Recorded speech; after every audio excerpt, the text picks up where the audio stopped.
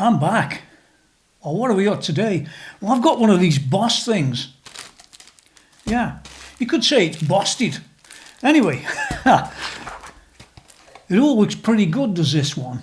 I think we're going to like this for an inside and outside and playing review. Yeah, let's get on with it.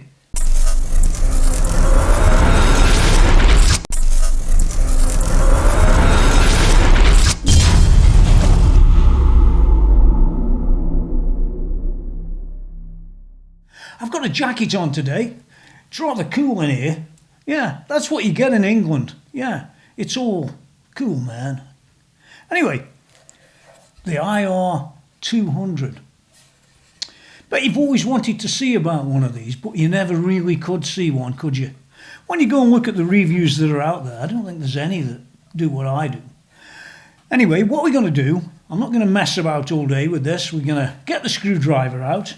We're going to zoom in, we're going to take a real close look at the processors and the rest of it that's inside this thing and see if it's worth the hundreds of pounds that it actually cost. It isn't that cheap for what it is. But there again, it could be, it could save you back, to say the very least. We'll come back to all that later. Let's get down and have a closer look. Well, hey, this is how it comes. It all looks pretty good to me. I really like the sort of machined control knobs. Load of them on the top. There's loads of input and output round the back, and you've got a couple of foot switches and things like that.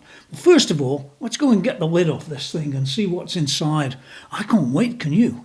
Well, here we are, taking the first look inside this unit, this IR-200 amp and cabinet sim. All sounds good. Now, this one's made in Malaysia, just in case I didn't say it, which I didn't. And I expect it to have come off a machine and be made nigh on perfect, which I hate to say this, but Roland's usually is. So there's not much to be frightened about with this one. I've taken a few of the different screws off and things like that. That's another story. I'm going to flip this board out, by the way, so we can have a look at the processors and that sort of stuff. But as you can see, there's nothing to be frightened about inside this one. Here it is. Main board assembly, whatever that is. You can see it's got a few little chips kicking around with different colours for, well, different points they wanted to make when they were building it, as is the pink one there. Okay, so what I think I'll do, now you've seen that, this is a Mark V, by the way, so that means there was 4 of them before this one. Do you see that down there? Maybe you can. I'm going to go a bit closer anyway and get this board and flip it so we can see the other side, the important bit. And it's highly likely you won't see any chips other than proprietary chips on this. In general, that's usually the case with Roland Boss equipment. Don't be surprised, but that's a good thing. There now, that wasn't so bad, was it? Here's the main board. This is the other side of the board that we were looking at earlier. And all it's held in place with is it's got this sort of cable across that flips across to the sort of area where the controls are. It sort of wraps around the bottom. And the bottom board just off screen down there is the control board, which is nothing new for people like Roland. In any case, let's look a bit closer at this main board, see what we're really getting. If you'll notice that if you look at these connectors, the I/O connections, they tend to be sort of metal. Some of them are wrapped in metal as well, and some of them aren't. I guess that's for shielding. So, although they're a sort of plasticky on the inside in general, I think I can say that for all of them, whether that's on it or not. The fact is that the connector on the end is metal, and I think that does help a lot. You know, it matters. On the other hand, this one on the side here, what is it? Well, it's for your control pedal. That's just a plastic thing, and it doesn't look, well, it looks like everybody else. It's pretty average to me.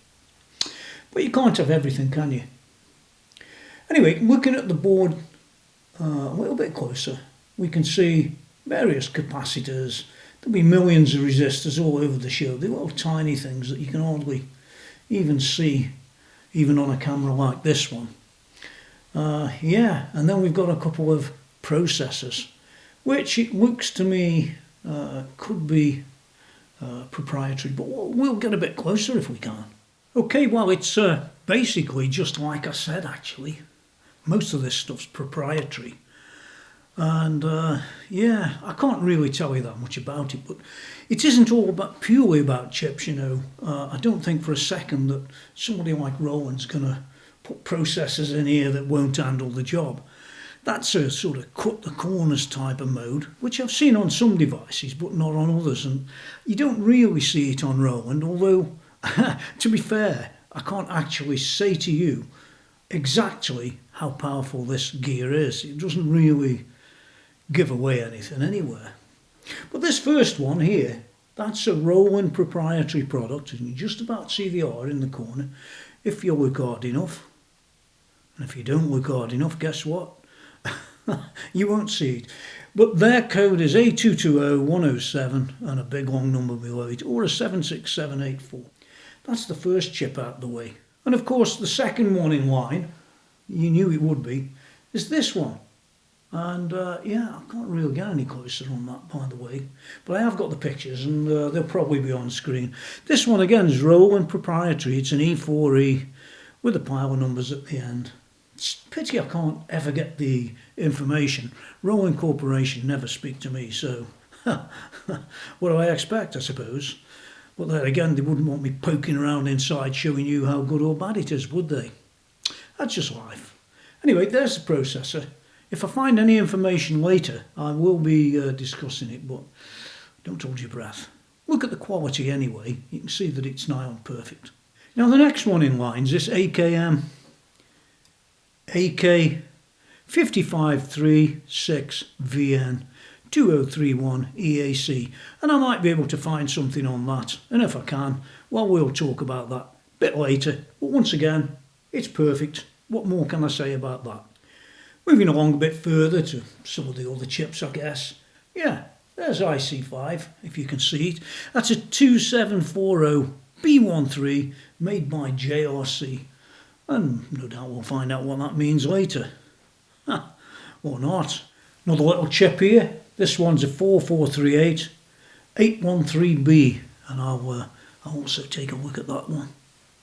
They're probably something to do with DAX or something like that. But we'll find out later. There's no easy answer on down here. And just while we're in passive, there's the sort of top board with the controls on it. You can see a bit of it there. It's all perfect and pristine condition, so nothing really to worry about with any of that. At least, you know, generally with Roland, not always, but generally, when you buy Roland products, you've got a pretty good idea what you're getting. Especially if you've seen any of my videos. I don't think the other boys show you anything, but quality on this is great. There's another quick shot of the connection between the control board and the motherboard. You can see it, big fat long piece of gear. Yeah, let's hope it never fails. So there's a last look around the other side of the motherboard. I just wanted to cover that. I'm going to put this thing back together now and go up top. Yeah, so I'll see you in a minute, assuming I can put it back together. And there it is, of course, all back together. You didn't think I wouldn't do it, did you? No, of course you didn't. So I think it's time to take a quick look at the top here. Just a quick look, because we're going to be looking at the software a little bit later, that sort of thing. So I'll just cover these controls as I need to. Then we'll have a quick look at the I/O, and then we can get down at having a look at the software, and then we'll play it. Yeah, it all sounds like a plan to me. I don't know. Well, here's the best you're going to get out of me, I'm afraid. I hate doing this stuff, don't you? But let's have a quick look at it. We've got this memory knob, which we can just push, which will flip across from the phone's volume, as you can see there, and back to this, which is the preset. And there's loads of them in there. Loads of them. Check down below in the text for all that sort of stuff. Right, we can change the amp very easily. This is the one that we're working on. if you can see that okay. I hope you can. It's a bit awkward. Yeah. There it is. Went back out of that on the exit over there. All a bit awkward to show you. We've also got the cabinet. Very similar. Cab type. An A and B link, because you can have two IRs basically. Which is one of its advantages, they claim. You can turn that on or off, as you can see there. And we can link the two. It's in stereo there. And there's the two cab types. There's one of them. I guess if I press it. Oh well, it'll be findable somewhere. I've also got an ambience that we can play around with. And sometimes you can scroll across, as you can in this case. You notice there's a screen too there. Very simple. Other than that, we've got things like gain, level. You can see the change on the screen as you do it. Pretty boring really. And you've got the up and down going on down there. Also we've got a thing like a menu system. We can go through the expression pedal. We've got a bit for the system. You use these knobs for what's above. So if I wanted to go to the expression pedal function, I'll do that. And I can mess around with it there. If I come back out of that, I can choose system. Expression pedal hold, USB, other. Well, if we have a look under other, you can change things like the contrast. Or it's auto on and off after 10 hours, remember that. That's a bit wild, that is. And we can exit back from that. We can have a look at the USB. Blah, blah, blah, blah, blah. Is there any extra screens? Yeah, there is. There's 3 on this one, apparently. You can see it all there. Come back out of that. All gets, well, pretty boring. Memory extent, all that covers. Here we are. Maximum or 128. Well, go figure. So we can go off into the MIDI, and again you can have a few things you can set.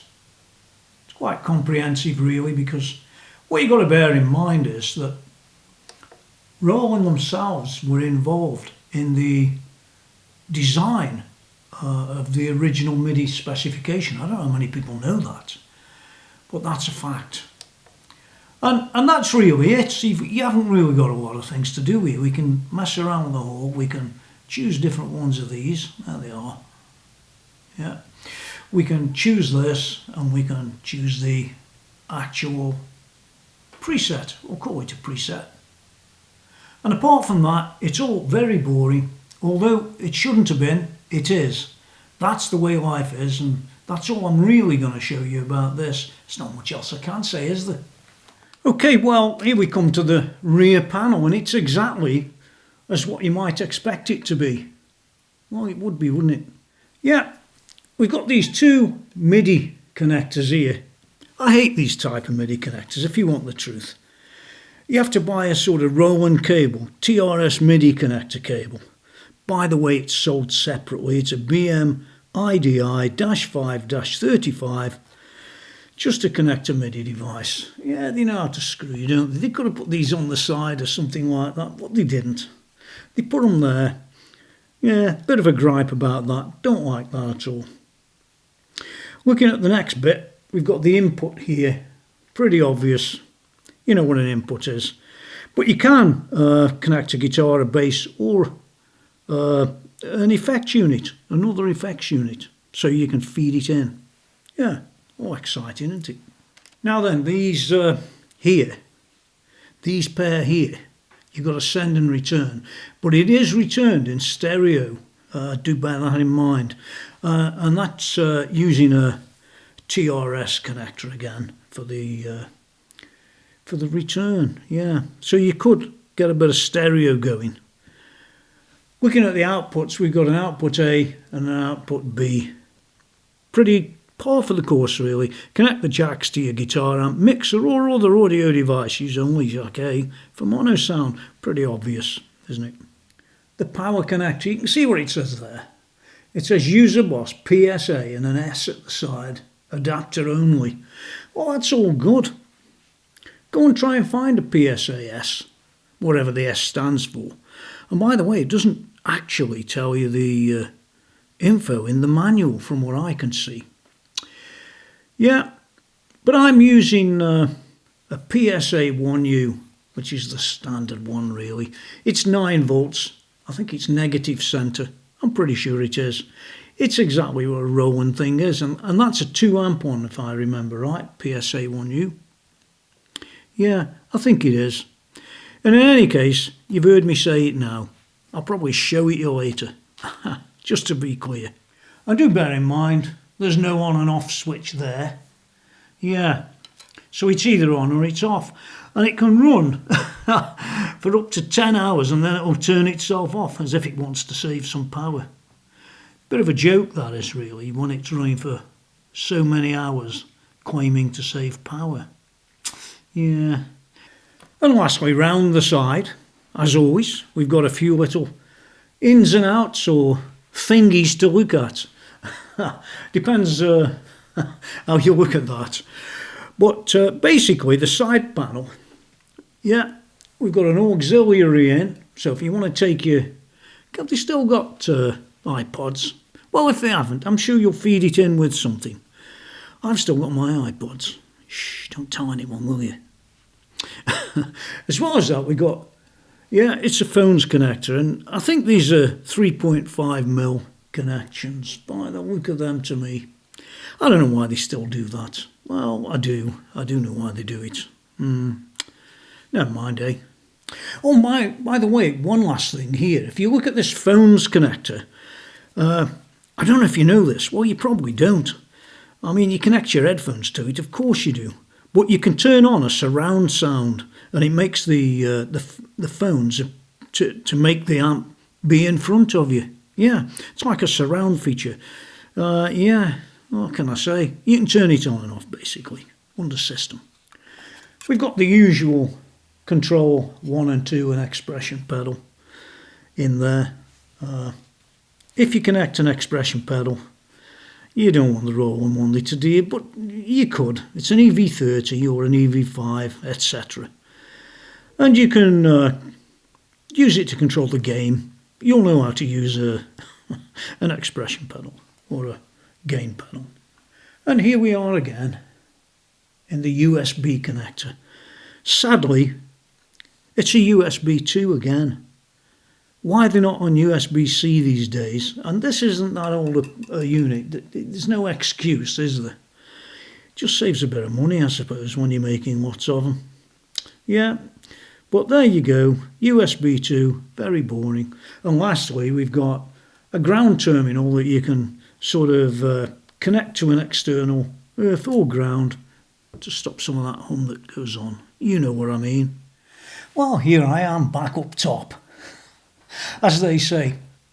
Well, I could spend all day faffing around with this, couldn't I?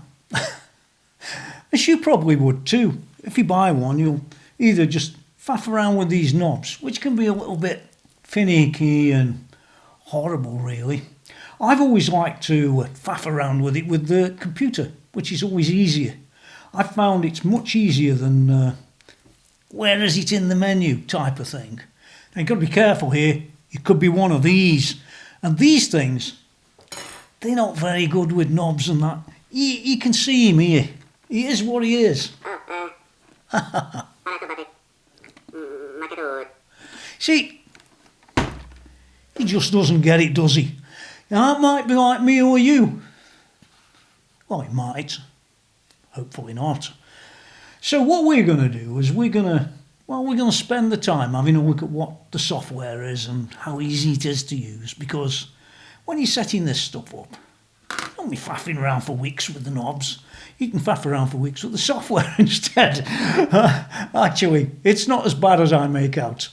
So let's get rid of him and bring the computer around so we can at least get a good idea of the feel of this thing, and then we can move on to playing. I might even play a couple of 3 tracks with this one. You know, just before we do go down there, I just failed to tell you about something. I'm like that. Yeah. You ought to blame my age. Anyway, here it is. A little Roland Boss Well, it's a boss.info/start. That's what it says, and it's got a little thing you get with your phone. And yeah, on the back it says here, free support, updates, tutorial videos, apps. You get the apps, owner's manuals, and more. So it comes in the paperwork along with 4 legs that you could fit. Little thin manual, it looks thick but isn't. And one of them start things about safety. I suppose it's all there. Anyway, there it is. It looks to me like you can even peel that thing off. I'm not going to. But there it is. I might even show it you on the screen, because I'm like that. A nice guy. And that's why you need to do a subscribe, do a thumbs up thing, and, for notifications, click all. I don't do that many, as anybody who subscribes to me will know. But I'd appreciate it, because it takes me hours and hours and costs me a fortune to do this stuff. I never get the money back, no matter what. I do it because I like to, if you want the truth. So don't forget, do this, do that subscription, and all the rest of it. And thanks very much. Well, we're going to look at the software. I've never used one of these before, have you? No, we're both the same. Not like them guys that make those reviews that, they're really sales videos, aren't they? No, first time using it, and guess what? Well, there is some software, but the software that there is just for uploading IRs and things like that. There's no control software like you might imagine, certainly like I imagined from most of the rolling gear I've looked at. This one, it's a bit of a lame duck, if the truth's known. Now, I don't know whether anybody's ever said, well, there is no editing software or anything like that. You can't set your presets up in a nice little, piece of software. Well, you can't. So now you know. Anyway, so we're not going to go down and do that. I might show you how you upload an IR at best. I might not. But I think first of all, now that's out of the way, I think we'll have a quick chat about the chips. Not for long, because there's virtually no information on the internet. And I've gleaned a couple of little bits and pieces, which we'll cover now, and then we'll get on. So I've got a few notes down here, if you don't mind me looking at them. I need to. But that's the way life is. Yeah, there's an AK5536 in there, which is an A to D converter. Yeah, that's what it says. It's a 6-channel differential 32-bit A to D converter. It's over there on the screen now. Yeah, you'll be able to see it.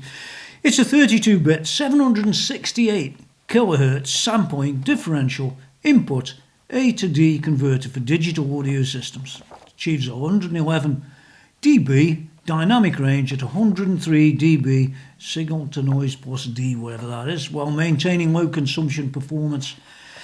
It's what you'd expect it to be, really. But there was one thing on this document I downloaded that I didn't expect it to be, especially from a company like that. This particular one, I might have the wrong make, but this one's obsolete. Question is that one? Oh my God. Move on, quick. There's very little information on a lot of this stuff. The 4438, it says down here, is a low current transceiver, but to be honest, I don't really believe that one, and I couldn't find any more information about it, so let's leave that one out of the equation too. You see how far I'm getting with this? I'm not getting very far, and it gets worse. There's a 2740 over there now, you can see that, but all that is a resistor pack in the form of a chip. That's not very helpful either. And when I get to the Roland chips, well, there's an E4E and there's some others. Again, that'll be over there if you can see them. The problem is there is no information whatsoever that I can find on the internet about them, which is sad really. But I guess, well, it seems to work. And what can I say? Well, I can say it works, that's about it. I can't say anything else, which is a pity. Although the build quality is very good. So I think we'll let it pass on this one.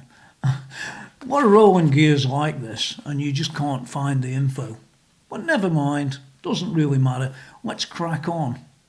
Okay, well, I did upgrade the firmware. There is a procedure on the internet, on the Roland Boss site, and I upgraded this to, I think it was 1.02 or something like that. Fixed a few problems, you know.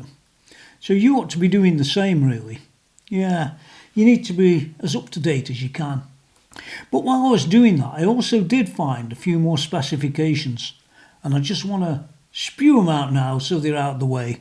It did tell me that the sampling frequency on this was 96 kilohertz, and the AD conversion was 32 bits plus AF method. And the AF method is a Roland Boss thing. It's an adaptive focus method.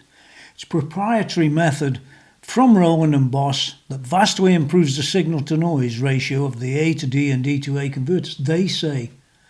Okay. The D to A conversion is 32 bits processing, 32-bit floating point. Memory, 128. IR cabinet data, format mono stereo, maximum 500 milliseconds, 44.1, 48 and 96 kilohertz, 16 bits linear, 24 bits, linear 32-bit floating point. The preset IR cabinet is 154 of them. User IR cabinets, I know there is 128 and it does say that there. There's a few more things in here like aux ins and things like that, but I'm not going to bore you with the rest. I think that's the bit that matters really. Yeah, so enough of all that. Now I did also download all the basic IRs that are in it and the amps and all the various settings and stuff like that. I'm not going to spend all day going through them because at the end of it, this is just it's like a glorified pedal. Yeah, so you can twiddle around with your own knobs as long as you like, and I'm going to put a link down in the text down there. Always remember, I put a lot of stuff in the text, and you ought to go and have a look at that every time. And tell me what you think of whether this is I think they say in America, whether it's a half-assed product, man. Yeah, that's what they say. In England, we say, is it half finished? It's the same thing. The only other thing you've got to do now is plug the darn thing in. Mess around with the knobs for half an hour, or a week, or a month, or wherever you fancy. And hey-ho, the world's your oyster. Or is it? You've got so many apps on there, but I haven't seen any options to download any others. There might be some, but I ain't found them. Of course, on IRs, you might download those God IRs, if you've ever seen them. Just search for them, God IRs. I think there's 4,000 in the file, and they're all free. So you can download them. You can go and get some of them from places like Celestian's website as well. Just in case you didn't know, there are some free ones on there. Of course, they want your email address. That's life. That's what they do, isn't it? But hey, before that, why don't you just go and subscribe? Do that thumbs up thing. And when you choose notifications, choose all. Yeah, it helps me to go and buy some more gear, although it doesn't help much. And yeah, it's all good. It's all hunky-dory. Because a review like this, admittedly, this one's a bit ski-whiff and all over the place. Well, that's because I was looking for the software and there isn't any. I keep saying it. But that's the way it is. It's, yeah, it's a pity that is. But it takes time, effort and all the rest to do this. And I could do with some subscribers, really. Don't you think? Yeah, help me to help you. That's all I've got to say. And by the way, don't forget to visit www.tonymackenzie.com anytime you want. It's got lots of reviews on it and loads of other stuff to do with guitarists, really, amps and effects and guitars and all that sort of stuff. I'm sure a lot of guitarists will like it if they've never been. What are you there? Yeah, it's a funny beast, to say the very least of comments, really. It's not quite what I expected. However, it's got its good points. Its good points include not having to take an amp out with you. Its good points include at least 150 of your own IRs that don't belong to them. And even the ones that belong to them, there's nothing particularly wrong with them. The other good points are it's really well made. Yeah. It's got lots of good bits to it. I think even the power supply, if you used to buy the newest of the new power supplies, that is, yeah, it's all good. Everything's good about it. It's solidly made. You've seen inside. It's all, well, it's nice. It's not that difficult to mess around with the knobs. You know, if it was down on your board, well, maybe you'll just set the presets up and, you know, off you go like that. That makes sense. There are a lot of other pluses for it, but there are a lot of minuses too, I'm afraid. One of the minuses, now you might disagree, that's okay. You can disagree if you feel like it. But one of the minuses is these crappy little MIDI outs and ins. I don't like them, I never liked them. I always thought they were a bit, well, pedalish, I suppose, they're for that. Yeah, they're not the real deal in, well, maybe the true sense of the word of old fellas understand MIDI. Don't call me old. However, there's more to it than just the MIDI ports, isn't there? Yeah, there's things like, I hate to say it, there's things like the I/O for the computer. I mean, it's not even a USB-C. It's an old sort of micro, looks like a version 2 to me, but it could be version 3 if I was to go and check the spec close enough. That's all well and good, but it's also well and good and well and truly out of date. Yeah, I would expect it better than that.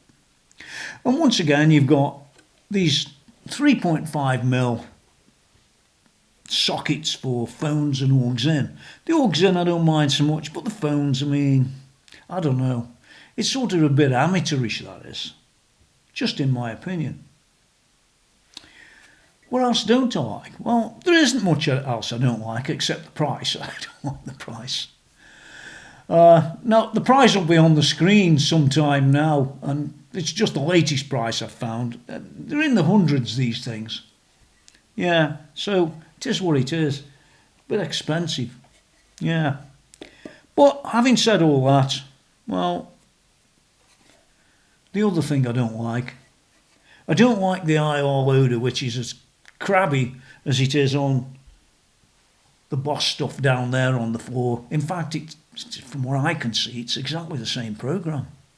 Pretty crabby. And there's no editing software. I like to see the editing software when you're getting down to little pedals where you're faffing around all day.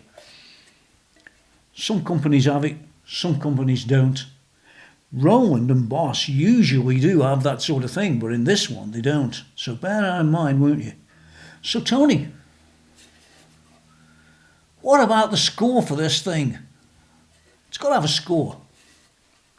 Well, it's very well made, like we've said. It's got all them things I've just talked about, and it's got all them things I didn't particularly like. I'm going to mark it down a little bit, I'm afraid. Although it's got its very good points. I'll mark this one down to about 8.